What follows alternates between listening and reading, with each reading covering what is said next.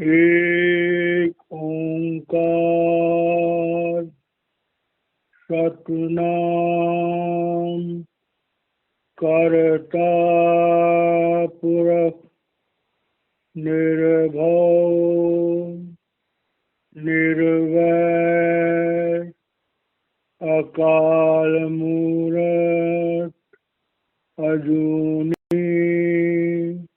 सैभं गुरु प्रसाद जप आज सच जुगाद सच है भी सच नानक होशी भी सच।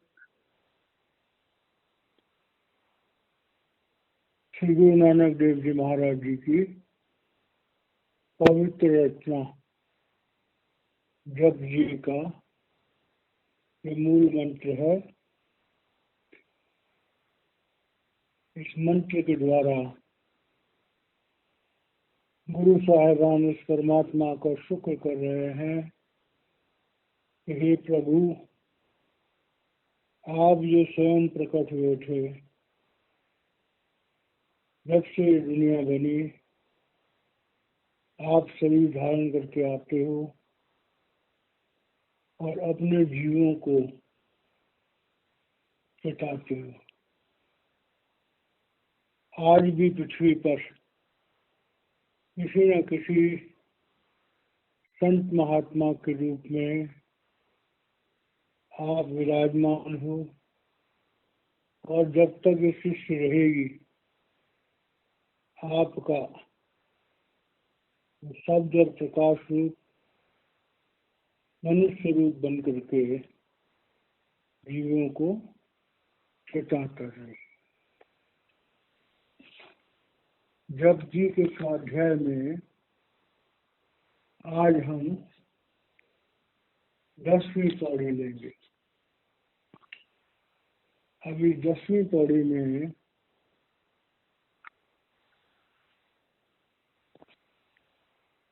सुनिए सत्य संतोख ज्ञान, सुनिए अर्थ सठ का स्नान। अब जप जी की श्री गुरु ग्रंथ साहिब की शुरुआत की ये रचना गुरु साहिबान की मनुष्यों के लिए एक अद्भुत दात है। महापुरुषों के उच्चारण किए हुए ग्रंथों को समझना किसी आम इंसान की बात नहीं है, क्योंकि संसार में हम देखते हैं कि ज्यादातर लोग मनमुख हैं। हम मन इंद्रियों के गुलाम हैं। बच्चा जब पैदा होता है तो माता पिता पहले दिन से ही उसे वो शिक्षा देते हैं जिससे वो इस संसार में तरक्की कर सके, अच्छी तरह रह सके। हम बच्चे को समझाते हैं कि अच्छा भोजन करो, तुम्हारा स्वास्थ्य ठीक रहेगा, खूब पढ़ाई करो, तुम्हारा दिमाग तेज हो जाएगा, बड़ी बड़ी डिग्रियां हासिल करो, तुम्हें अच्छी नौकरी मिलेगी, अच्छी नौकरी मिलेगी, अच्छे घर में शादी होगी। तो ये ज्ञान जो है प्रचुर मात्रा में इस संसार में उपलब्ध है। लेकिन अगर हम अपने सनातन धर्म के मूल सिद्धांतों को देखें तो सनातन धर्म में 5 साल 7 साल या 9 साल जैसी जिसकी प्रस्तुतियां होती थी, उस नन्हे मुन्ने बालक को गायत्री मंत्र के साथ दीक्षित किया जाता था और चूड़ा कर्म, जो बाल काटने की प्रथा थी, और जनेऊ धारण करना, आज ये प्रथाएं एक चिन्ह मात्र रह गई हैं और किसी को इनके महत्व का, बहुत बिरले होंगे जिनको इसका पता होगा। हमारे धर्म जो हैं वो हमें, जब से हम पैदा होते हैं, हमें प्रभु प्राप्ति के रास्ते पर चलने के लिए कहते हैं। बहुत कम माता पिता होंगे जो नए जन्मे नन्हे मुन्ने बच्चे को पहले दिन से बजाय कि मम्मा, पापा, चचा, इनकी बजाय ओम भूर्भुवस्सुः ये समझाते होंगे। तो गुरु नानक देव जी महाराज कह रहे हैं कि संसार में ज्यादातर लोगों को सांसारिक बातें सुनने का, उसमें एक हिस्सा हमारी बौद्धिक तरक्की का भी आता है, एक हिस्सा हमारी आध्यात्मिक तरक्की का भी आता है। क्योंकि वे बच्चे अपने माता पिता के साथ मंदिर में भी जाते हैं, गुरुद्वारे में भी जाते हैं, गिरजाघर में भी जाते हैं, और भी बहुत धर्म स्थानों में जाते हैं।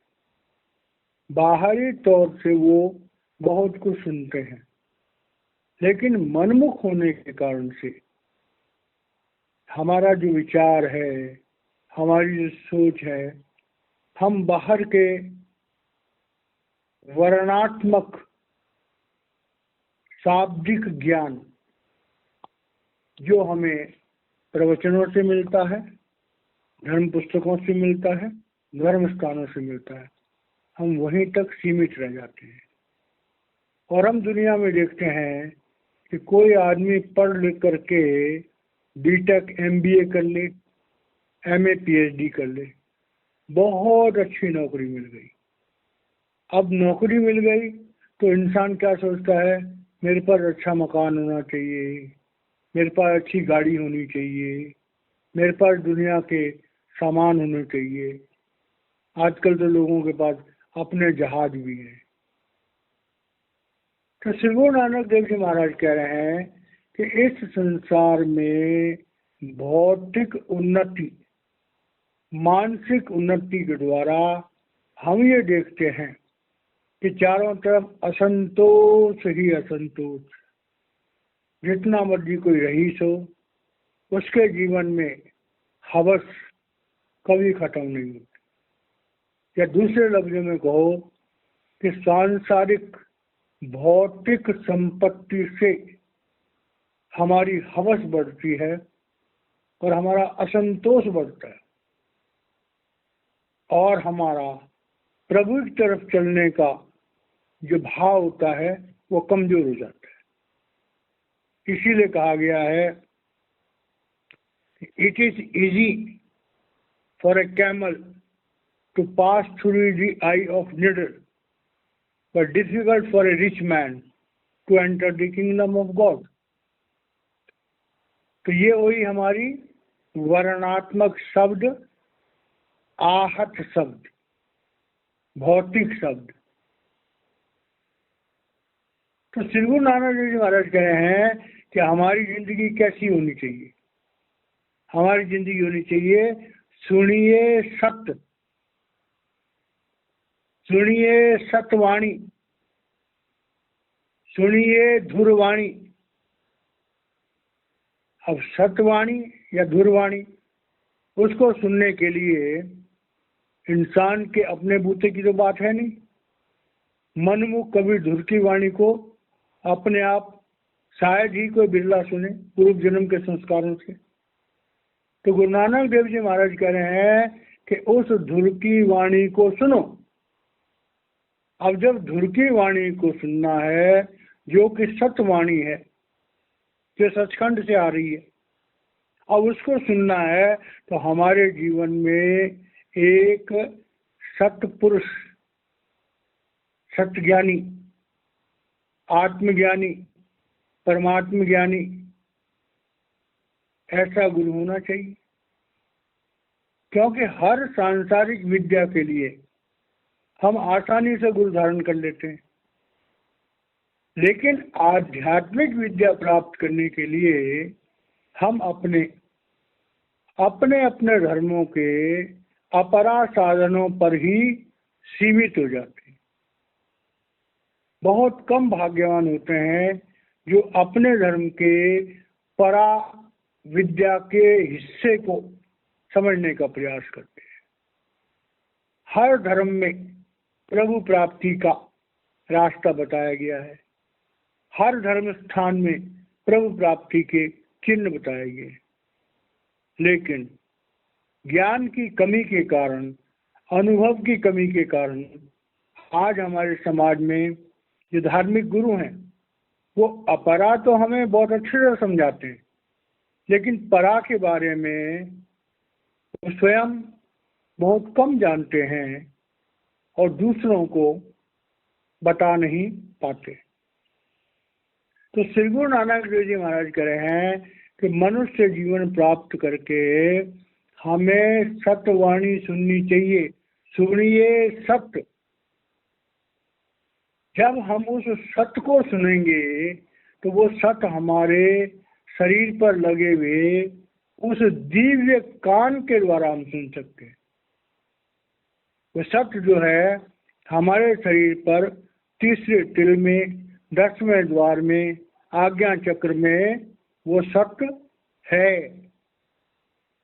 तो इस शब्द का, इस पद की जो शुरुआत है वो है हमारी जिंदगी में एक आत्मज्ञानी गुरु होना चाहिए जो हमें सत्य शब्द से, धुर की वाणी से जोड़ सके। जब हम धुर की वाणी से जुड़ेंगे तो हमें आत्मज्ञान होगा। जब हम आत्मज्ञान से जुड़ेंगे तब हमें पता लगेगा कि हमारा जीवन जो है वो प्रारब्ध कर्मों से प्रेरित है। पहले बने प्रारब्ध और फिर बना शरीर। और जैसे हम अपने धर्मशास्त्रों में पढ़ते हैं और महापुरुषों की वाणियों में सुनते हैं कि हमारे जीवन के 75% जो हमारे कर्म हैं वो पूर्व नियोजित हैं, उन्हें हम बदल नहीं सकते। 25% मनुष्य को फ्री जोन दिया गया है जिससे वो प्रभु प्राप्ति का प्रयास करे। जब कोई भाई बहन प्रभु प्राप्ति के रास्ते पर चलता है तो उसके अंदर वो भावना आती है कि तेरा भाना मीठा लागे। उसकी जिंदगी में संतोष आता है। और भी जगह कहा गया है कि गोधन, गजधन, वाजधन और रतन धन खान, जब आए संतोष धन, सब धन धूल समान। तो संतोष जो हमारे जीवन में है वो तभी संभव है जब हम उस सतवाणी को सुने। जब हमारे जीवन में संतोष आएगा तो हमारे जीवन में ठहराव आएगा। जब हमारे जीवन में ठहराव आएगा तब जाकर के हमारी आत्मा जो है वो जागृत होगी।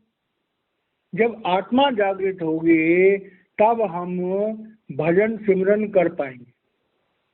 सब भाई बहन जो इस सत्संग को सुन रहे हैं सब जानते हैं कि जो भी इंसान किसी भी धर्म का हो, किसी भी जाति का हो, जब तक हमारा मन चंचल रहता है हम अपरा विद्या की भक्ति तो कर सकते हैं, लेकिन परा विद्या की भक्ति हम नहीं कर सकते। हम मुंह से मंत्र जप सकते हैं लेकिन हम मन से मंत्र नहीं जप सकते।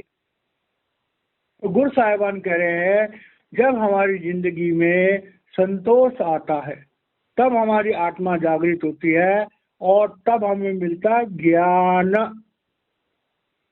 अब ज्ञान एक तो दुनिया का ज्ञान है जो पहले डिस्क्राइब किया गया है, और एक ज्ञान है जिसे हम आत्मज्ञान कहते हैं।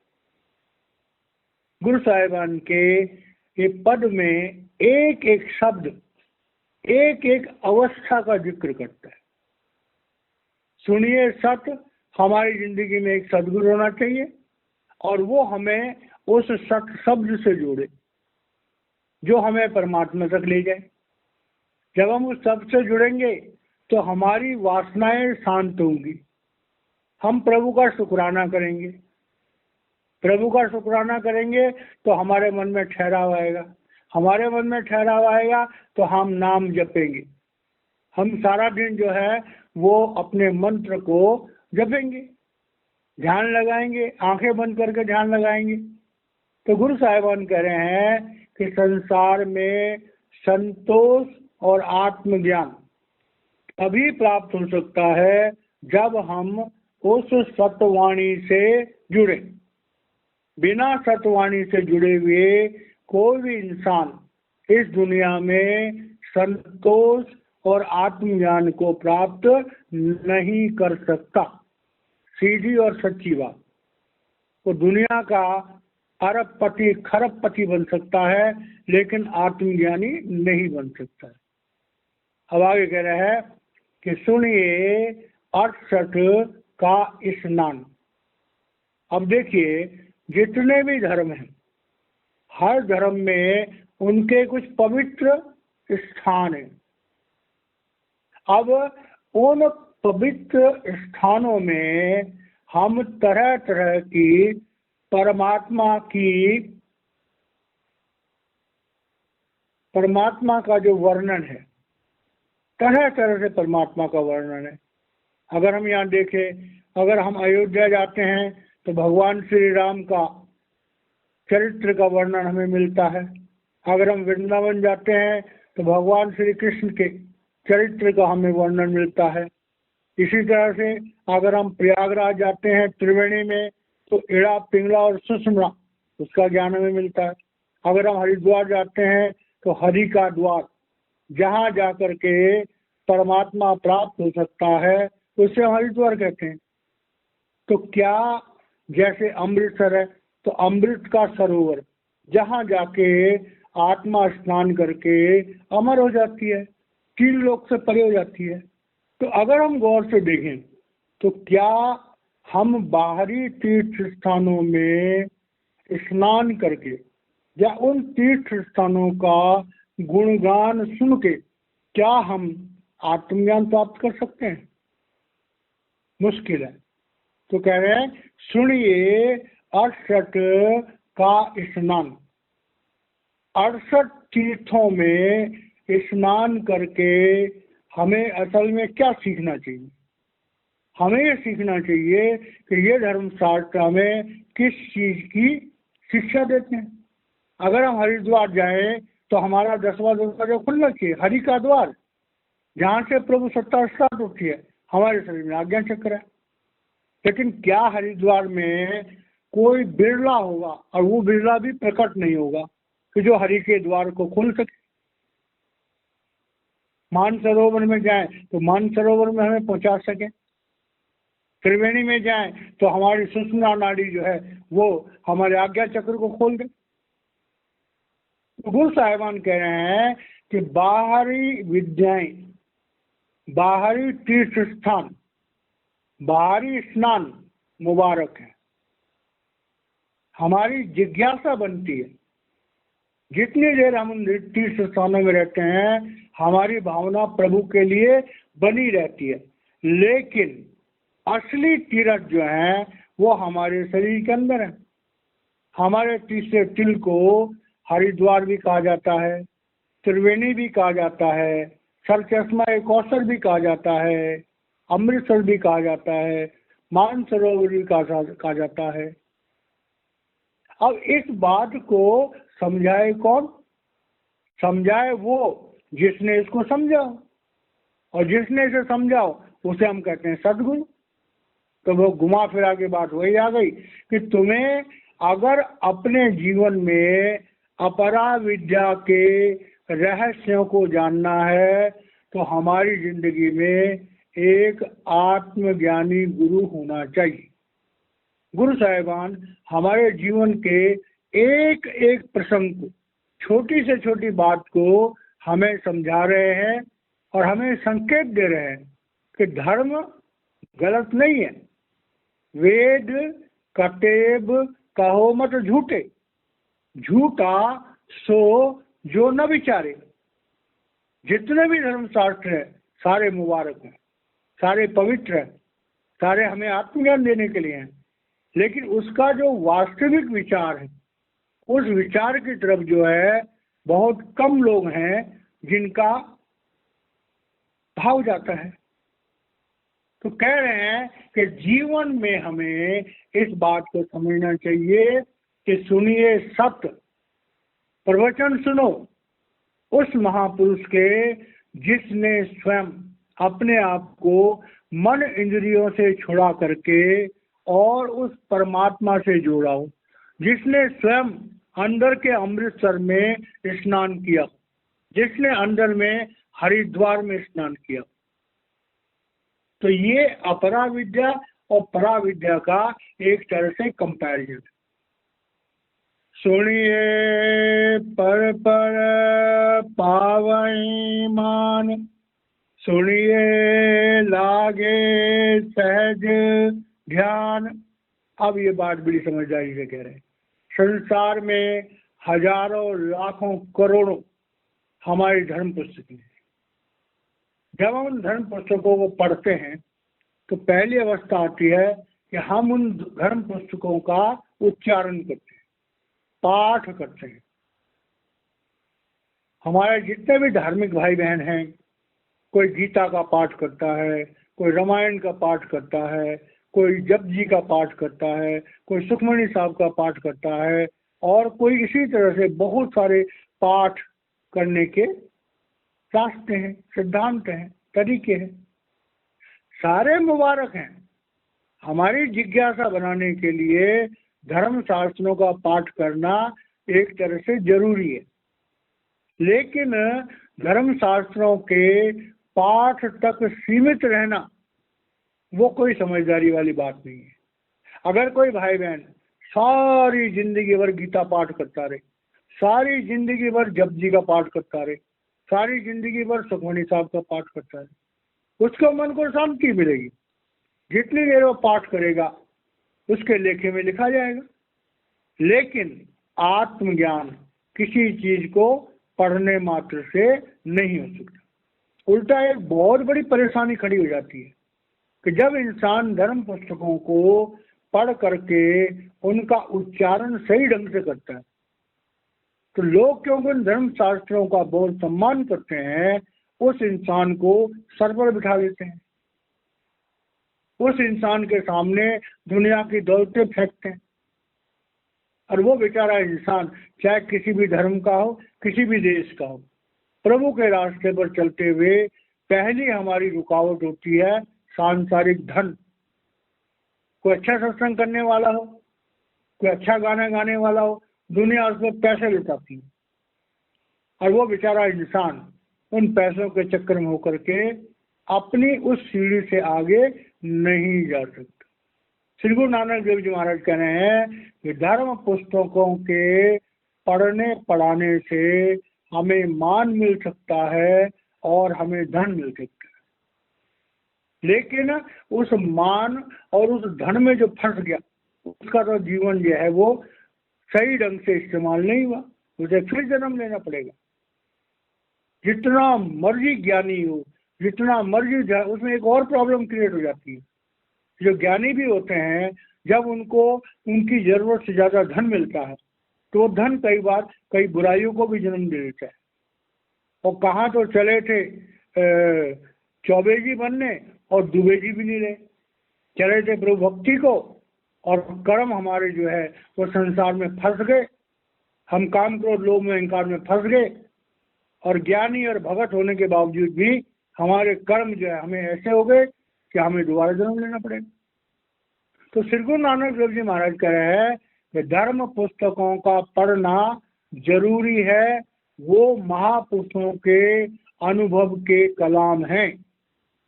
उन्हें समझने के लिए हमारी जिंदगी में एक आत्मज्ञानी गुरु होना चाहिए। जब तक कोई आत्मज्ञानी गुरु हमें धर्मशास्त्रों का मतलब नहीं बताएगा, हम धर्मशास्त्रों का सही मतलब कभी नहीं जान सकते। अब अगले में कह रहे हैं कि सुनिए लागे सहज ध्यान। पहले वो कह रहे हैं कि धर्मशास्त्रों को उच्चारण करने से हमें मान मिलेगा, लेकिन सुनिए लागे सहज ध्यान। फिर वो नानक देव जी महाराज कह रहे हैं कि वो कौन सी वाणी है जिसके द्वारा हमारा सहज ध्यान लग सकता है। अभी बात समझने वाली है कि 3 गुणों में, गुरबाणी में जगह जगह आया है कि 3 गुणों में सहज नहीं है। जहां तक कि जब हम इस रास्ते पे चलते हैं तो हमें अनाहत शब्द की पकड़ मिलती है, और अनाहत शब्द की पकड़ भी मिलती है तो उसके बारे में क्या गया है कि जाप मरे, अजपा मरे और अनाहत भी मर जाए, और सुरत समानी शब्द में काही काल न खाए। तो श्री गुरु नानक देव जी महाराज कह रहे हैं कि जब हम एक सच्चे सदगुरु से जुड़ते हैं, सच्चा सदगुरु हमें अपनी तवज्जो से नवाजता है, हम उसकी देख रेख में आंतरिक तरक्की करते हैं, हमारे अंदर अनाहत शब्द प्रकट होता है। अनाहत शब्द गुरु का रूप होता है, वो हमें ब्रह्म तक ले जाता है। जब ब्रह्म तक ले जाता है तो उसके आगे गुरु का रूप बन जाता है सार शब्द। तो जो सार शब्द रूप होता है उसमें आके सहज प्रब्रह्म का देश, सहज अवस्था जो है वो प्रब्रह्म के देश के बारे में जिक्र है कि सुनिए लागे सहज ध्यान। हम ध्यान में जब बैठते हैं उसी भाई बहन की आत्मा त्रिगुणातीत हो सकती है जिसके जीवन में एक सच्चा गुरु होगा, जिसके अंदर अनाहत शब्द प्रकट होगा, और अनाहत शब्द रूपी गुरु उसे ब्रह्म की चोटी तक ले जाएगा। ब्रह्म की चोटी पर जाकर के जब हमारा मन हमारी आत्मा से अलग हो जाएगा, ध्यान से सुनने वाली बात है कि ब्रह्म की चोटी तक आत्मा और मन एक साथ रहते हैं। इसलिए जो ब्रह्म है, जो हमारे देवी देवता भी हैं, उसमें स्त्री और पुरुष दोनों का जोड़ी का जिक्र किया गया है। ब्रह्मा जी के साथ माँ सरस्वती है, भगवान विष्णु के साथ माँ लक्ष्मी है, भगवान शंकर के साथ माँ पार्वती है। इसका क्या मतलब हुआ? मतलब 3 लोकों तक जो माया है, जो द्वेष है, जो संशय है, आत्मा की साथ जो भ्रम है कि मैं स्त्री हूं और मैं पुरुष हूं, ये भ्रम 3 लोकों तक रहता है। ब्रह्म लोक में भी स्त्री और पुरुष का भेद बरकरार है। स्त्री और पुरुष का भेद जो है वो प्रब्रह्म में जाकर के, सहज अवस्था में जाकर के तब अलग होता है। प्रब्रह्म में जाकर के जब आत्मा उस अमृत सर में स्नान करती है तब उसे पता लगता है कि न मैं स्त्री हूँ न मैं पुरुष हूँ। संसार में भी अगर कोई सच्चा आत्मज्ञानी होगा तो वो ना स्त्री होगा ना पुरुष होगा, क्योंकि संसार में जितने भी शरीर बने स्त्रियां स्त्रियों के रूप में सोचती, उनका सोचने का ढंग अलग होता है। पुरुष पुरुष के रूप में सोचता है, उसका सोचने का ढंग अलग होता है। लेकिन प्रब्रह्म के देश में न कोई स्त्री है और न कोई पुरुष है, वहां पर तो आत्मा एक तरह से स्त्री रूप बन जाती है। गुरबाणी में एक शब्द आता है कि सुन सखिए मिल उद्यम कर एह मनाए ले हरि करते। प्रब्रह्म में जो आत्माएं होती हैं सारी स्त्री रूप बन जाती है, और वहां पर आत्माएं आपस में जिक्र करती हैं कि सुन सखिए, है सखी सुन सखिए मिल उद्यम करे। अब हम ऐसा प्रयत्न करें कि मनाए लें हरिकंते, हम उस परमात्मा को मना लें, खुश कर लें, अपने प्रियतम को मना लें। अब ये बातें लफ्जों से समझना बहुत ज्यादा मुश्किल है। जिस भाई बहन ने सदगुरु धारण नहीं किया, ब्रह्म के देश को नहीं लांगा, प्रब्रह्म के देश में अपने आप को आत्म रूप में नहीं देखा, कोई लफ्जों को सुन करके आनंद तो प्राप्त कर सकता है, लेकिन इसके असली अनुभव को कभी प्राप्त नहीं कर सकता। तो सुनिए, लागे सहज ध्यान। किसको सुनिए? सहज वाणी, सत्यवाणी, उनकी वाणी, प्रणव की ध्वनि, अनाहत शब्द, बहुत सारे नाम दिए गए हैं इसको।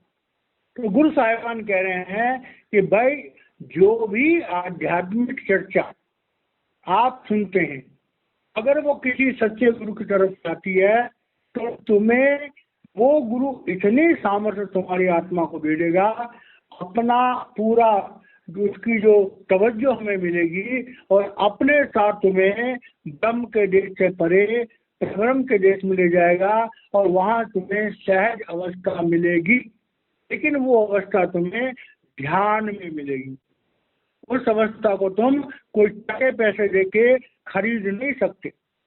जब तक ध्यान नहीं लगाओगे, जब तक साधना नहीं करोगे, जब तक अपने जीवन को पवित्र नहीं करोगे, जब तक अपने गुरु से प्रेम नहीं करोगे, जब तक अपने जीवन का निरीक्षण नहीं करोगे, जब तक दसवां प्रकृति का ऋण नहीं दोगे, जब तक दसवां समय का प्रभु याद में नहीं बिताओगे, तो सहज अवस्था पाना बड़ा मुश्किल काम। हमारे धर्मशास्त्र जो है ये श्री गुरु नानक देव जी महाराज जी के जीवन के जाति अनुभव हैं। ये कोई साहित्य नहीं है, किसी पढ़े लिखे इंसान ने कोई कविता लिख दी हो या कुछ कर दिया। ये श्री गुरु नानक देव जी महाराज कह रहे हैं कि ये अंदर की जो यात्रा है उस यात्रा का साक्षात वर्णन है। अगली कड़ी में कहते हैं, नानक भक्ता सदा विगास, सुनिए दुख पाप का नाश। श्री गुरु नानक महाराज कह रहे हैं कि जब हम गुरु धारण करते हैं, गुरु क्या करता है? हमारे करोड़ों जन्मों के पाप कर्मों को नाश कर देता है, अपने ऊपर ले लेता है। कब लेता है? जब हम गुरु के बताए हुए उस रास्ते पर चलते हैं और भजन सिमरन करते हैं। पहली बात। तो जब हमारे पाप कर्म संचित कर्म खत्म हो गए तो हमारे आगे आने वाले दुख खत्म हो गए। अब ये बात बड़ी समझने वाली है कि जो हमारे प्रारब्ध कर्म है, इस जीवन में हमारे दुख आएंगे, उनको कोई रोक नहीं सकता। बुखार एक महात्मा को भी आ सकता है, गिरने पर चोट एक महात्मा को भी लग सकती है। तो प्रकृति का जो नियम है वो बदलेगा नहीं। बदलेगा क्या? हमारा सोचने का नजरिया। अगर हमें कष्ट भी आएगा हम कहेंगे तेरा मना मीठा लगे। अगर हमारे को कोई लॉटरी भी निकल गई तो तेरा मना मीठा लगे। Sweet is thy will o my lord. ये जो हमारी जिंदगी में आएगा तो हम हर समय खुश रहेंगे।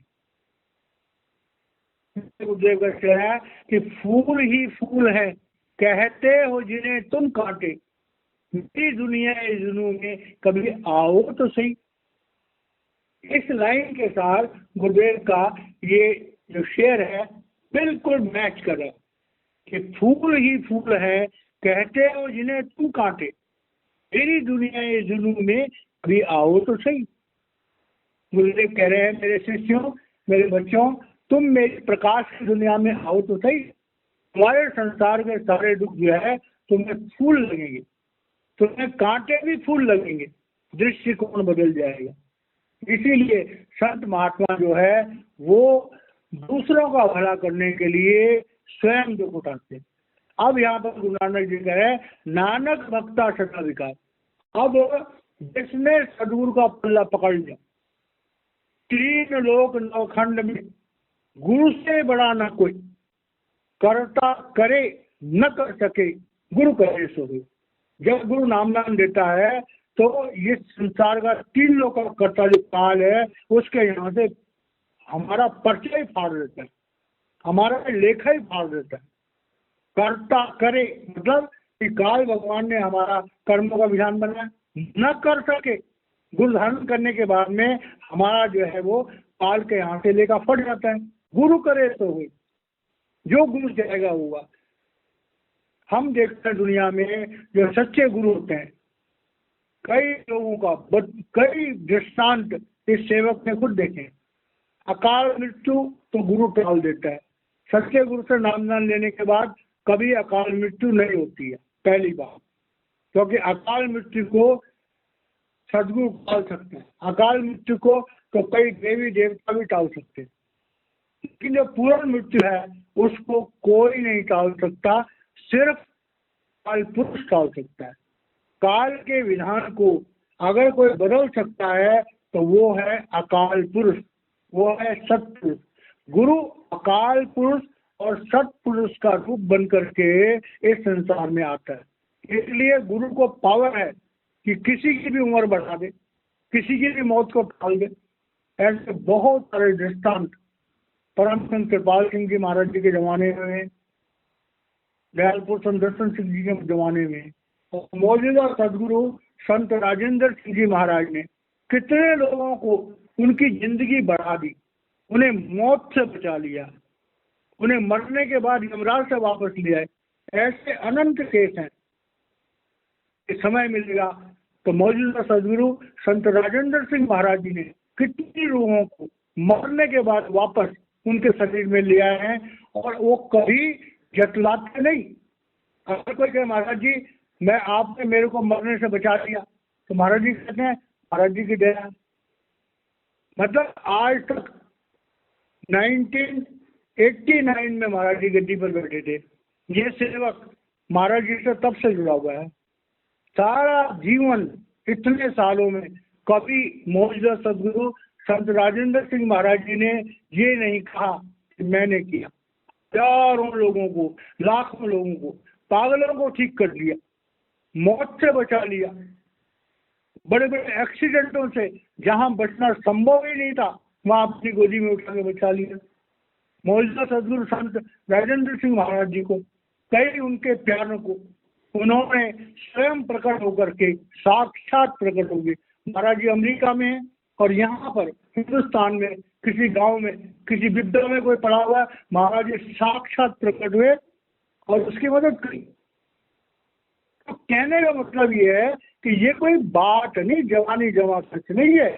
नानक भक्ता सदा विगास, जिसने गुरु धारण कर लिया 3 लोकों में उसका रास्ता कोई नहीं रोक सकता।